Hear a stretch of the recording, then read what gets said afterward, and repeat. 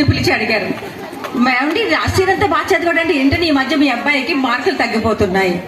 తల్లి తండ్రి ఆలోచించుకున్నారు, అదేంటి బాగానే ఉంటున్నాడు కదా, మార్కులు తగ్గిపోతున్నాయి అంటున్నారేంటి, సరే ట్యూషన్ టీచర్ని అడుగుదామన్నారు.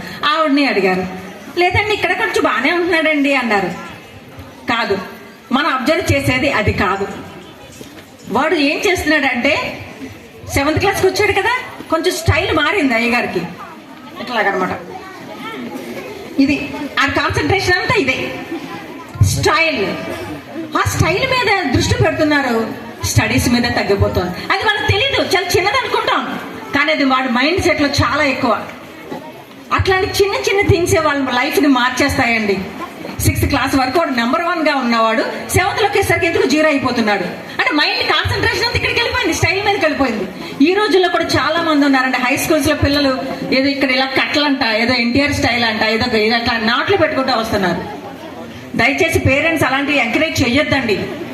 మీరు ఎంకరేజ్ చేయబట్టే వాళ్ళు అవి నేర్చుకుంటున్నారు. మీరు అది కాదు, నువ్వు ఇట్లాగే ఉండాలి, స్టూడెంట్ అంటే ఇలాగే ఉండాలి, నీట్ గా ఉండాలి అని మీరు గట్టిగా గట్టిగా స్ట్రెస్ ఇస్తే వాడు అలాంటి స్టైల్ జోలికి వెళ్ళడండి.